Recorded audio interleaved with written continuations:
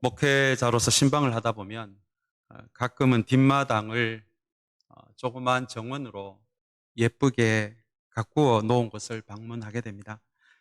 화려하지는 않아도 큰 규모는 아니어도 이렇게 정원을 가꾼 주인의 성품과 노력이 엿보이는 그런 정원을 가끔 대할 때가 있습니다. 그저 바닷가에서 흔하게 볼 수 있는 돌멩이 몇 개를 가지고 와서 쌓아 놓았을 뿐인데 그거 자체만으로도 운치가 있는 정원입니다. 그런 정원을 만나면 가끔은 의자에 앉아서 차 한잔 하고 싶고 또 그 다음 날에도 찾아오고 싶은 그런 정원입니다. 오늘 우리가 함께 은혜를 나눌 말씀은 내 밭 이야기인데요. 여기서 밭은 우리의 마음을 의미합니다. 오늘 우리가 함께 읽은 이 말씀 전체가 우리에게 주는 핵심적인 메시지 한 가지는 우리도 마음을 가꾸는 마음의 정원사가 되라라는 말씀입니다. 그래서 주님이 우리의 마음을 들여다보셨을 때 오랫동안 머물고 싶은 그런 마음, 그리고 이 마음 한가운데서 차 한잔 하시고 싶은 마음, 그런 마음이 될 수 있도록 우리도 우리의 마음을 가꾸는 정원사가 되어야 한다라는 것이 오늘 말씀 전체가 우리에게 주는 핵심 메시지입니다. 왜 이렇게 마음이 중요합니까? 라고 묻고 싶은 분이 계실 것 같습니다. 그 이유는 성경 전체가 이야기하는 한 사람의 중심이 바로 이 마음이기 때문에 그렇습니다. 팬데믹이 시작되기 전에 새벽기도의 말씀에서 함께 은혜를 나누었던 말씀을 기억합니다. 구약 성경에도 이 마음이 얼마나 중요한지를 잘 알기에 구약 성경 전체에 이 마음에 관련된 말씀이 많이 나옵니다. 그 중에서도 가장 대표적인 것이 잠언 4장 23절입니다. 아마 이 말씀 익숙하실 것 같아요. 무릇 지킬 만한 것보다 더욱더 내 마음을 지키라. 생명의 근원이 이에서 남이니라 라는 말씀입니다. 왜 잠언은 지킬 것도 많이 있는데, 우리가 지킬 것도 많이 있는데 마음을 지키라고 우리에게 이야기를 할까요? 그리고 이 생명의 근원이 우리의 마음에서 난다라는 말은 무엇을 의미할까요? 이 말씀은 우리의 마음의 중심에, 한 인간의 중심인 우리의 마음의 한가운데 자리 잡은 것이 우리를 죽일 수도 있고 우리를 살릴 수도 있기 때문에 그것이 생명의 근원이 여기서 난다라는 말씀의 의미입니다. 그래서 우리가 지킬 것이 많이 있지만 그 중에서도 우리의 마음을 지켜야 한다라는 것이 잠언 4장 23절이 우리에게 들려주는 말씀의 의미입니다. 아마 이 말씀이 무슨 의미인지 우리의 마음을 한번 잘 들여다보시면 아실 것 같습니다. 여러분, 우리의 마음이 어떤 마음입니까? 하루에도 많은 것들이 들어갔다 나갔다 하는 공간이 아닙니까? 때로는 돈에 대한 걱정이 우리의 마음의 중심에 쑥 들어왔다가 쑥 빠져나갑니다. 어떨 때는 교회에 대한 염려도 우리의 마음에 쑥 들어왔다가 쑥 나가기도 합니다. 때로는 누군가에 대한 미움과 분노도 우리 마음의 자리에 잠깐 들어갔다가 나가는 경우도 있습니다. 때로는 다른 사람들이 알까봐 두려운 은밀한 것이 우리의 마음에 잠깐 들어왔다가 나가는 경우도 있습니다. 우리의 마음의 특성상 수많은 것들이 하루에도 수십 번, 수백 번 들어왔다 나갔다 들어왔다 나갔다 하는 것이 여러분 우리의 마음입니다.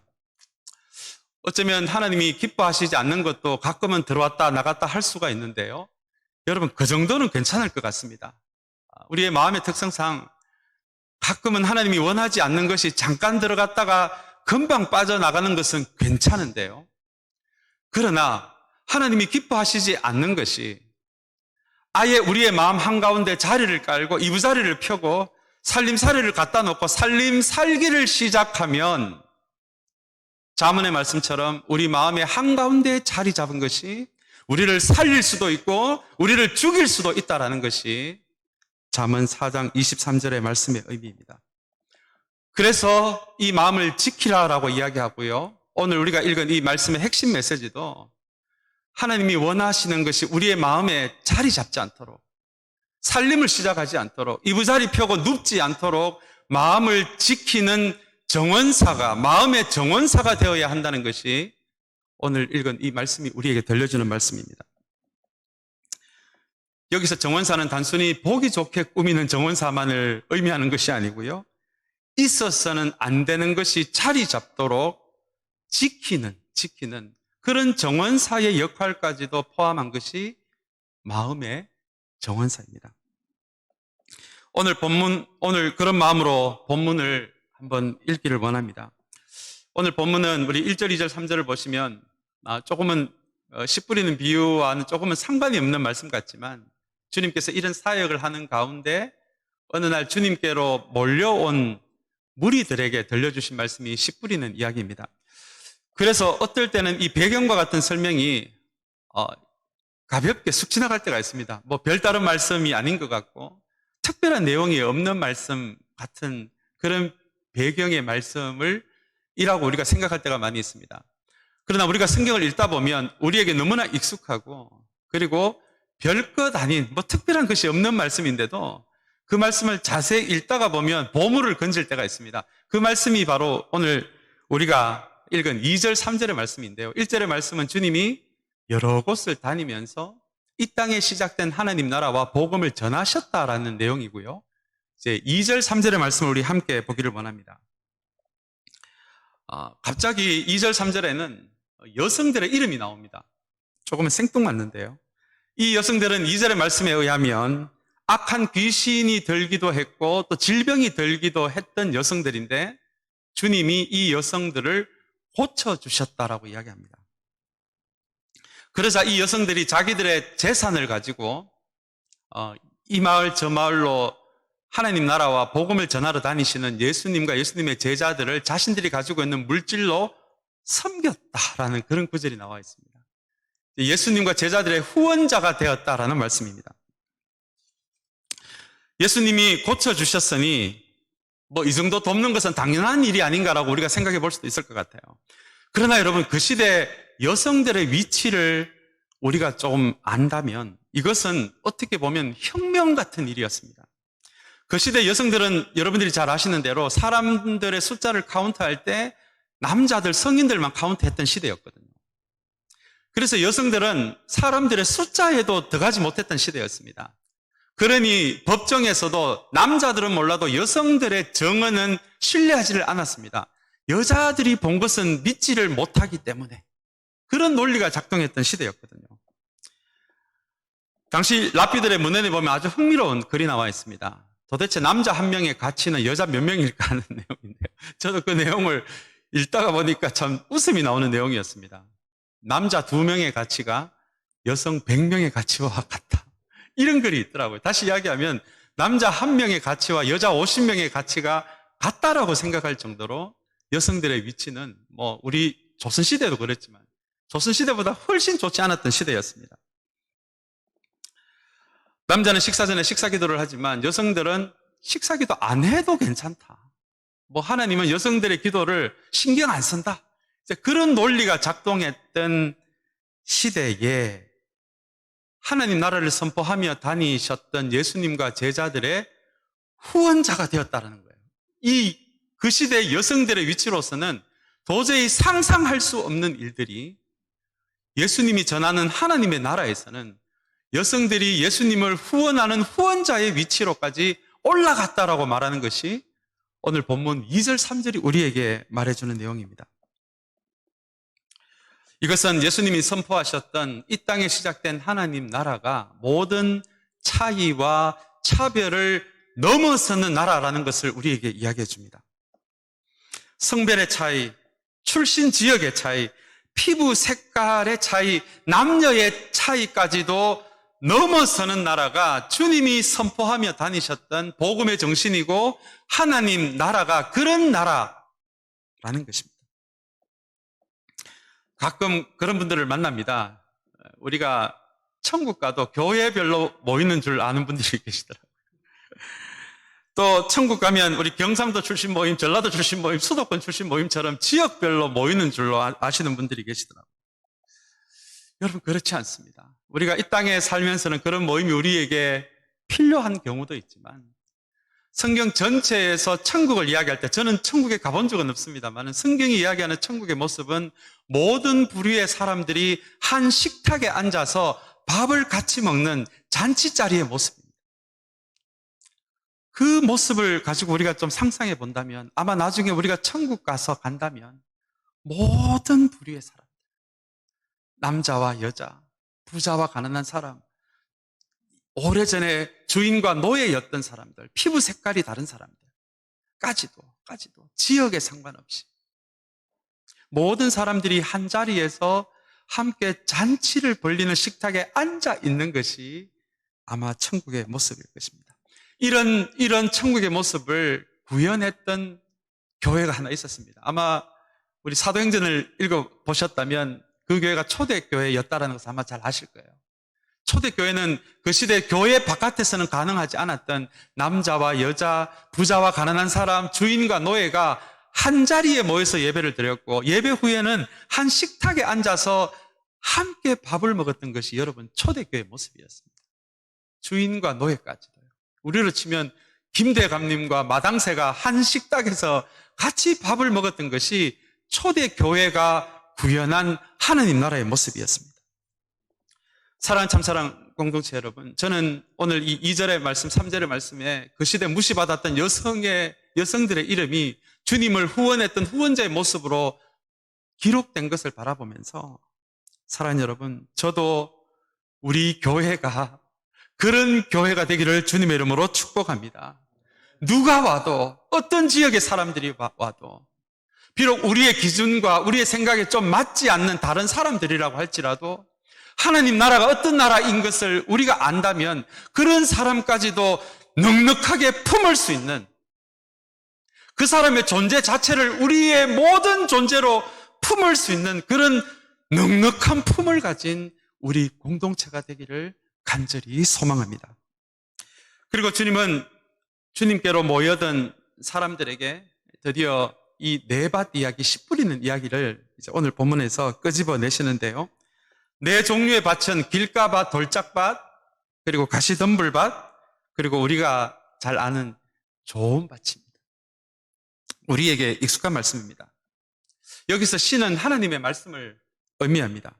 그리고 네 밭은 우리의 마음의 상태를 의미하는데요. 먼저 우리가 한 가지 기억해야 할 것이 있습니다. 오늘 본문을 가만히 읽어보니까 하나님의 말씀을 의미하는 씨가 뿌려지는데 밭을 가리지 않고 모든 밭에 이 말씀이 뿌려졌다는 거예요. 주님 보시기에 이 사람이 더 하나님 나라에 또 교회에 더 필요한 사람이니 이 사람의 마음에만 씨를 뿌려야겠다라고 한 것이 아니라 모든 종류의 마음에, 모든 종류의 마음, 길가밭, 돌짝밭, 가시덤불밭, 좋은 밭까지 모든 밭을 가리지 않고 주님의 말씀이, 하나님의 말씀이 모두 뿌려졌다는 것입니다. 왜냐하면 하나님은 사람을 있는 모습 그대로 차별하지 않으시기 때문입니다. 하나님의 마음에는 사람에 대한 선입견이 없기 때문입니다. 하나님의 마음으로는 좀 가능성 있는 사람만이 아니라 모든 종류의 사람들 마음에 하나님의 말씀이 뿌려져서 한 사람 한 사람의 영혼까지도 하나님의 마음을 아는 사람으로 세워지기를 원하는 그것이 하나님의 마음이기 때문에 하나님의 말씀은 밭을 가리지 않고 모든 밭에 뿌려졌다라는 것이 우선 오늘 전체 말씀을 통해 우리가 이해하는 하나님의 마음입니다. 여러분, 이 시간 우리 공동체가 예배드리는 이 시간 우리 가정에서 예배를 드리는 모든 사람들의 마음에도 상관없이 어쩌면 하나님이 기뻐하시지 않는 마음으로 우리가 이 예배를 드리고 있다라고 할지라도 하나님의 마음은 모든 종류의 마음에 하나님의 말씀이 뿌려지기를 원한다는 그 하나님의 사랑의 마음을 이 시간에 저와 여러분이 꼭 붙들기를 원합니다. 그리고 이 시간을 통해서 더 나아가 다시 한번 우리가 어떤 마음을 가지고 있더라도 하나님의 말씀이 뿌리 내려지는 그런 은혜가 있는 이 시간이 되기를 주님의 이름으로 축복합니다. 그렇다면 우리가 마음의 정원사가 되어서 관리해야 할 마음은 어떤 마음이 있을까요? 첫 번째는 길가 같은 마음입니다. 우리 12절을 함께 보기를 원합니다. 이 12절을 보시면은 길가가 등장을 하는데요. 여러분, 길가는 우리가 상식적으로 수많은 사람들이 밟고 다니는 길입니다. 사람들의 왕래가 많을수록, 그 시대에는 아스팔트가 없었잖아요. 아마 모든 길이 흙이었을 텐데 사람들의 왕래가 많은 곳일수록 사람들의 발에 밟혀서 땅이 딱딱해진 땅이 바로 길가입니다. 그렇다면 이 길가는 어떤 마음일까요? 오늘 이 길가라는 이 길의 속성을 가만히 생각해 본다면 이 길가는 사람들에 의해서 딱딱해진 마음을 의미합니다. 우리가 아마 경험을 다 하실 것 같아요. 사람들에게 상처를 받을수록 우리 마음은 딱딱해집니다. 여러분, 그 말이 한 사람의 존재를 파고들거든요. 날카로운 말이. 그래서 아마 제 경험을 봐도 그렇고요. 누군가에게 상처받는 말을 들을수록 마음이 딱딱해집니다. 다른 사람을 존중하는 마음 없이 내 생각과 내 가치에, 내 기준에만 갇혀 있어도 마음이 딱딱해집니다. 우리 성경의 바리새인이 대표적인 인물들 아닙니까? 그렇게 딱딱한 마음을 가지고 주님께 오니 주님이 무슨 말씀을 하셔도 그 말씀을 삐뚤게 듣습니다. 그리고 사람들의 평가에 집착할수록, 사람들의 평가에 내 인생을 올려도 마음이 딱딱해집니다. 주님은 이 길가와 같이 사람들에 의해서 영향을 받아서 딱딱해진 마음에는 하나님의 말씀인 씨앗이 뿌려져도 여기에 자리 잡을 수 없다라고 이야기합니다. 그 마음이 바로 길가의 마음입니다. 오늘 12절을 보니까요, 조금은 겁나는 말씀이 나옵니다. 특별히 이 길가의 마음에는 악마가 와서라는 표현이 있습니다. 사탄이 와서, 마귀가 와서 그 마음에 뿌려진 말씀을 빼앗아 간다라는 무서운 표현입니다. 그냥 그런 마음에는 하나님의 말씀이 자리 잡을 수가 없다라고 말씀을 해도 되는데, 왜 주님은 딱딱해진, 사람들에 의해서 딱딱해진 이 마음에 뿌려진 말씀은 마귀가 가져간다라고 그렇게 주님은 표현했을까요? 여러분, 마귀에 대해서 성경이 이야기할 때 가장 우리가 흔하게 듣는 말씀이 이 마귀가 하는 일 중에 하나가 속이는 역할이라고 이야기합니다. 겨우 마귀가 하는 정도가 그 정도예요, 여러분. 이미 십자가 사역으로 마귀의 권세가 무너졌기 때문에 지금도 마귀가 열심히 일하고는 있지만 마귀가 할 수 있는 최선의 일은 그저 우리를 속이는 일에 불과합니다. 그런데 그 속임이 교묘합니다. 하나님의 자녀가 된 우리들을 속여서 마치 우리가 하나님의 자녀가 아닌 것처럼 속입니다. 우리의 상처를 지속적으로 건드려서 십자가로 인해서 하나님의 자녀가 된 우리들을, 그 상처를 계속 기억나게 해서 우리로 하여금 가치 없는 사람처럼 생각하도록 우리를 속입니다. 열등감을 줍니다. 낮은 자존감을 줍니다. 그래서 우리의 마음을 딱딱하게 만들어서 하나님의 말씀이 자리 잡지 못하도록 끊임없이 우리를 속이는 역할을 하는 것이 바로 이 마귀라는 거예요. 그래서 주님이 특별히 딱딱해진 마음에 마귀가 등장해서, 악마가 등장해서 그 말씀을 뺏어간다라고 하는 이유가 여러분 바로 여기에 있습니다. 사랑하는 참사랑 공동체 여러분, 저와 여러분의 마음의 밭이 사람들로 인해 딱딱한 밭이 되지 않기를 주님의 이름으로 축복합니다. 사람들의 평가나 무시하는 말, 상처를 주는 말에 우리가 영향을 받지 않을 수는 없지만, 이것이 하나님의 말씀까지도 자리 잡지 못하도록, 그 정도의 딱딱한 마음이 되지 않도록 우리의 마음을 반드시 지켜야 하는 것은 우리의 역할입니다. 우리의 역할입니다.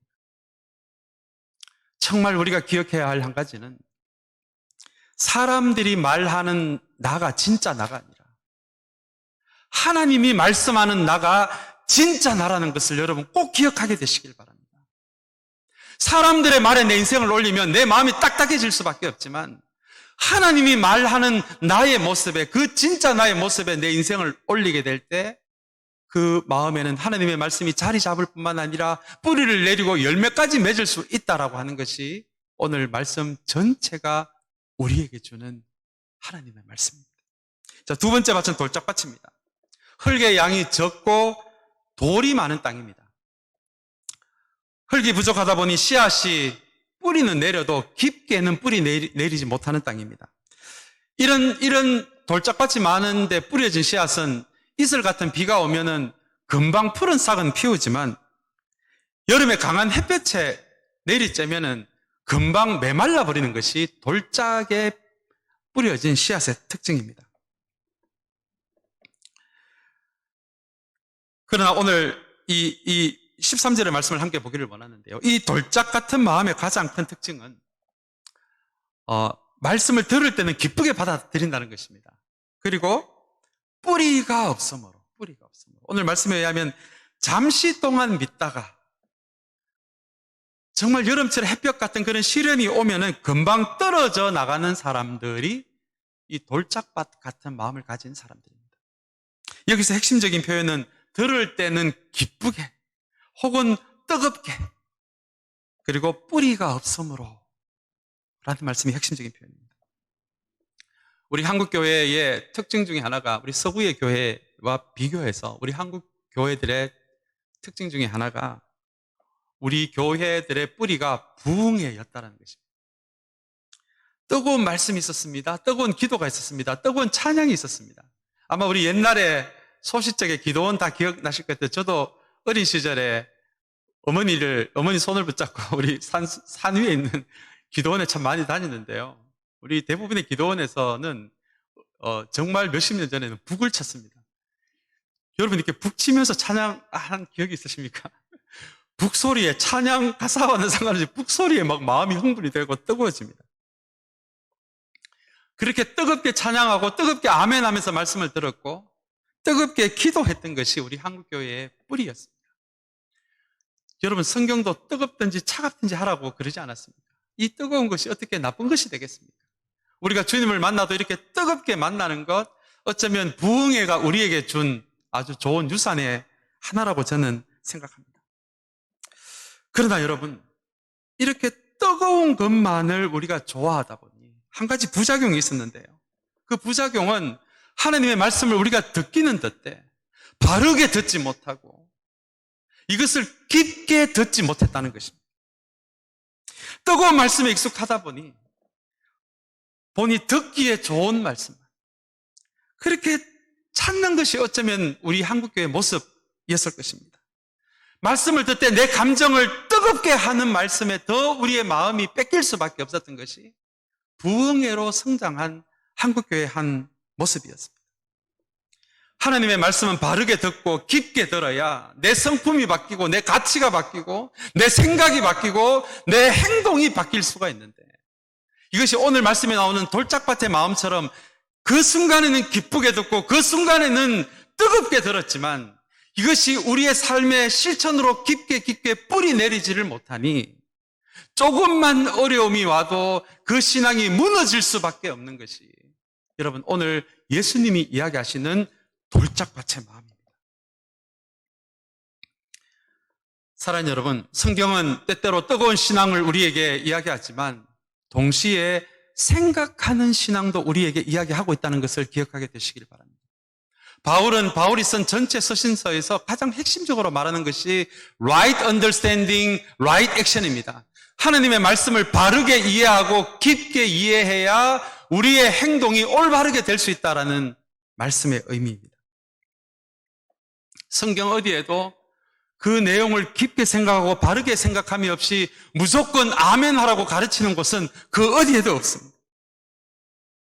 사랑하는 여러분, 다시 한번 오늘 이 돌짝밭을 함께 묵상하면서 우리가 하나님의 말씀을 뜨겁게 듣되 또한 동시에 이 말씀을 바르게 듣고 깊게 듣고 그리고 이 말씀을 조그마한 영역이더라도 우리의 삶에 실천함으로 그 말씀이 뿌리 내릴 수 있는 그 수준까지 갈 수 있는 저와 여러분들이 되시기를 주님의 이름으로 축복합니다. 오늘 본문 8절의 말씀도 같은 맥락입니다. 우리 8절의 말씀을 함께 보기를 원하는데요. 주님은 들을 귀가 있는 사람은 들으라라고 말씀하십니다. 여러분 이게 무슨 말씀입니까? 우리 영어 성경에 보니까 귀가 있는 사람은 들으라라고 그렇게 그런 내용이더라고요. 그런데 여러분 귀가 없는 사람이 있습니까? 특별한 장애가 없는 사람을 제외하고 귀가 없는 사람이 있습니까? 그래서 귀가 있는 사람은 들으라라는 이 말씀이 처음에는 저는 잘 이해가 되지 않았습니다. 이 말이 무슨 의미입니까? 이 말은 하나님의 말씀을 들을 때 하나님의 말씀을 듣는 태도가 굉장히 중요하다는 말씀입니다. 하나님의 말씀이 들려지는 자리에, 내가 성경을 펴서 하나님의 말씀을 묵상하는 자리에 하나님께서 나에게 들려주는 이 말씀을 정말 잘 들어야 한다는 말씀입니다. 바르게 들어야 한다는 말씀입니다. 깊게 들어야 한다는 말씀입니다. 우리가 신경 안 쓰고 있으면 지나가는 차 소리가 들립니다. 비행기 소리가 들립니다. 어디에서 공사하는 소리가 들립니다. 우리가 하나님의 말씀을 이렇게 듣는다면 이 말씀이 우리 안에서 무슨 역사가 있겠습니까? 때로는 우리가 하나님의 말씀을 들을 때 지나가는 차 소리처럼 듣습니다. 공사하는 소리처럼 듣습니다. 그래서 주님은 사역을 시작하시면서 수많은 사람들이 예수님께 몰려와서 말씀을 듣는 태도들을 보면서 주님은 들을 귀 있는 사람은 들어라. 이 말씀을 잘 들어라. 깊게 들어라. 내 생각에 맞추지 말고 말씀이 의미하는 그 말씀을 바로 들어라. 그래야 이 말씀이 나의 성품을 변화시키고 나의 가치를 변화시키고 나의 생각을 변화시키고 나의 행동까지 변화시키는 역사하는 말씀이 될 수 있으니 이 말씀을 잘 들어야 한다. 무조건 아멘이 아니라 잘 들어야 한다라는 말씀이 귀 있는 자는 들어라 라는 말씀의 의미입니다. 지금 우리 한국 뉴스를 대할 때마다 이 팬데믹 상황에서 조금은 마음 아픈 소식이 들립니다. 대부분의 교회들은 잘 참여하고 있지만 일부 교회들이 대면 예배를 고집하는 바람에 지금 이 교회들로 인해서 코로나 바이러스가 한 지역에 크게 퍼지는 일들이 벌어지면서 그 기사 밑에 제가 댓글을 좀 읽어보니까 너무 마음 아픈 댓글이 있었습니다. 교회들 이제 지긋지긋하다라는 댓글이었어요. 저도 대면 예배가 우리의 신앙의 중요한 표현인 것을 잘 압니다. 저도 교인들을 얼굴과 얼굴을 대하는 이 대면 예배가 빨리 오기를 저도 기도하는 한 목회자입니다. 그러나 지금은 대면 방식보다도 비대면 예배를 통해서 바이러스의 확산을 줄이는 것이, 이것이 또한 우리가 원하는 예배 형태는 아니더라도 이것이 주님이 말씀하신 내 이웃을 사랑하는 한 방식이라는 것을 우리 모두가 생각하게 되기를 바랍니다. 그것이 주님이 보여주신 세상 사람들을 위한 자기 희생의 십자가의 길입니다. 교회가 원하는 것만을 고집할 때, 세상 사람들을 위해서 자기 희생의 모습을 보이지 않을 때, 여러분, 이 바이러스가 다 끝이 난 후 그 이후에 선교와 전도에 얼마나 많은 지장이 있겠습니까? 사랑하는 여러분, 교회가 자기 희생이 없으면 교회가 비록 함께 모여서 예배를 드리고자 하는 마음이 우리 모두에게 뜨겁게 있지만 다시 한번 이 시기에 또한 우리가 흩어져 예배를 드림으로 바이러스의 확산을 늦추는 것이 주님이 너무너무 강조하신 이웃사랑의 한 방법이 된다는 것을, 그것을 생각할 수 있는 다시 한번 저와 여러분들이 되시기 바랍니다. 마지막으로 가시덤불 같은 마음입니다. 14절을 함께 보겠습니다. 여기서 가시덤불은 근심과 재물과 인생의 향락을 의미합니다. 근데 여러분, 우리에게 어떻게 근심이 없을 수가 있겠습니까? 우리도 감정이 있지 않습니까? 우리 크리스천들에게도 모두 감정이 있지 않습니까? 목회자인 저에게도 근심이 생길 때가 있습니다. 여기서 주님이 말씀하시는 근심은 우리의 상식적인 근심이 아니라 과도한 근심입니다. 그래서 과도한 근심 안에서 하나님이 살아계시고 하나님이 존재한다는 것까지도 생각이 나지 않는 과도한 근심이 있습니다. 얼마 전에 우리 교회에 와서 말씀을 전한 박동식 목사님이 쓰신 책이 있던데요. 그 책을 읽다가 재밌는 이야기를 본 게 생각이 납니다.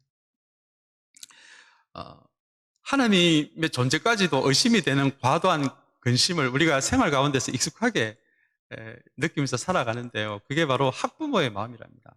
우리 아이가 연말에 올레를 받아오면 정말 하나님이 살아계신다는 생각이 드는데, 가끔 가다가 우리 아이가 사고를 쳐서 학부모 면담이 잡혔습니다라는 편지를 받으면은 가끔은 정말 하나님이 살아계시나까지 생각하시는 분들이 있어요. 이게 여러분 과도한 근심입니다. 그저 아이의 말을 더 잘 들어주고 아이를 사랑해주고 아이를 더 믿어주면 끝날 일인데 때로는 그 정도의 일을 우리는 과도하게 근심을 할 때가 있습니다. 그래서 그런 과도한 근심에 사로잡히다 보면 정말 하나님의 존재까지도 희미하게 되는 그 정도의 근심을 오늘 주님은 이야기하고 있는 것이죠. 그리고 14절에는 재물을 이야기합니다. 돈에 대한 생각입니다. 여러분, 돈이 나쁜 것입니까? 저는 그렇지 않다고 생각합니다. 돈은 우리 크리스천들에게도 꼭 필요합니다. 그러나 여기서 말하는 돈은 탐욕을 의미합니다. 우리의 필요를 넘어서는 탐욕의 수준에까지 이 돈을 집착하는 그 의미로 오늘 주님은 여기서 재물을 이야기합니다. 마지막으로 향락입니다. 우리 인생에 즐거움 있지 않습니까? 음식을 통한 즐거움이 있고 관계를 통한 즐거움이 있지 않습니까? 그러나 여기서 말하는 향락은 현대어로 표현하자면 중독입니다.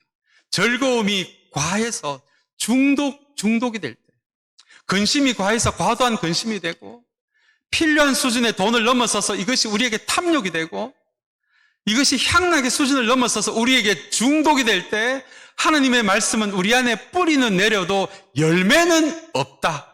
열매를 맺을 수는 없다라고 하는 것이 오늘 본문이 우리에게 들려주는 말씀입니다. 사랑하는 여러분, 그래서 이 14절의 말씀은 우리에게 지혜가 필요함을 보여줍니다. 우리의 마음을 지키는 우리의 마음의 정원사로서 여러분, 근심은 하되 과도한 근심이 되지 않도록, 돈은 필요하되 탐욕이 되지 않도록, 그리고 우리에게 즐거움은 필요하되 그것이 중독까지 갖지 않도록 우리의 생각과 마음을 지킬 수 있는 여러분들이 되시기를 주님의 이름으로 축복합니다. 우리 15절의 말씀입니다. 그렇다면 좋은 밭은 어떤 밭일까요? 하나님의 말씀을 바르게 듣는 사람입니다. 깊게 듣는 사람입니다. 오늘 본문을 기초로 해서 이야기를 한다면 우리의 마음 안에서 길가 같은 마음, 돌짝밭 같은 마음, 가시덤불 같은 마음을 조금씩 없애갈 때, 그 영역을 줄여나갈 때 우리의 마음은 좋은 밭이 될 수밖에 없을 것입니다. 이제 말씀을 맺고자 합니다. 여러분, 이 시간에 우리의 마음을 한번 깊게 들여다보시기를 원합니다. 오늘 주님이 비유로 쉽게 설명을 하시기를 원하셨으니 이 네 가지 종류의 밭으로 설명을 하셨지만, 그러나 여러분, 우리의 마음을 한번 깊게 들여다보시기를 원합니다. 이 네 가지 밭이 모두 우리의 마음 안에 있지 않습니까? 저는 제 마음에는 이게 다 있더라고요. 목회자도 가끔은 상처를 받아서 마음이 딱딱해질 때가 있습니다. 때로는 말씀을 지나가는 자동차 소리처럼 들어서 이 말씀이 뿌리 내리지 못할 때가 있습니다. 때로는 향락과 재물과 근심에 잡힐 때도 있습니다. 그러나 또 저의 마음의 한가운데서는 정말 하나님의 말씀대로 살고 싶은 뜨거운 마음도 우리 안에 있습니다. 그래서 오늘 주님께서 우리에게 들려주는 이 말씀은 너희가 어느 밭에 해당되느냐라는 그런 말씀이 아니라 이 말씀 전체 의미를 봤을 때는 우리 안에 이 네 가지 밭이 다 있는데 너희들이 평소에 정말 물을 주고 거름을 주면서 너희들이 초점을 맞추고 실제로 너희들이 키우는 밭은 어떤 밭이냐를 우리에게 묻고 계신 것입니다. 사랑하는 여러분, 때로는 우리는 길가 같은 마음에 집중하고 길가 같은 마음에 물을 주고 거름을 주면서 다른 밭보다 더 크지게 키우고 있지는 않습니다. 때로는 이 가시나무 같은 이것에 우리가 집중을 하고 우리 마음에 주님을 정말 뜨겁게 한번 사랑해보고자 하는 마음은 있지만 이 가시덤불 같은 마음에 우리도 모르게 물을 주고 거름을 주면서 키우고 있지는 않습니다. 사랑하는 여러분, 마음의 특성 중에 가장 중요한 특성이 뭔지 아십니까? 우리 안에 수많은 마음이 있어도 우리가 평소에 물을 주고 거름을 주고 키우는 것이 더 커지게 되어 있다. 여러분, 이것이 마음의 특성입니다. 오늘 이 말씀을 대하면서 다시 한번 주님 앞에 우리가 꼭 붙잡아야 할 마음이 이것입니다. 주님, 내 마음에 이런 마음도 있고 이런 마음도 있고 이런 마음도 있지만 주님, 정말 주님의 말씀을 있는 그대로 듣고 바르게 듣고 깊게 들어서 이 말씀대로 한번 주님을 뜨겁게 사랑하고 뜨겁게 한번 믿어보고 싶은 이 마음에 물을 주고 거름을 줄 수 있는 내가 되게 하여 주시옵소서. 여러분, 그 마음을 이 시간을 통해 가질 수 있다면 그것이 주님이 기다리시는 마음의 정원사입니다. 오늘 다시 한번 이 예배를 통해서 주님이 차 한 잔 마시고 싶은, 오랫동안 머물고 싶은 그런 마음의 정원사가 되시기를 다시 한번 주님의 이름으로 축원합니다. 우리 같이 기도하겠습니다.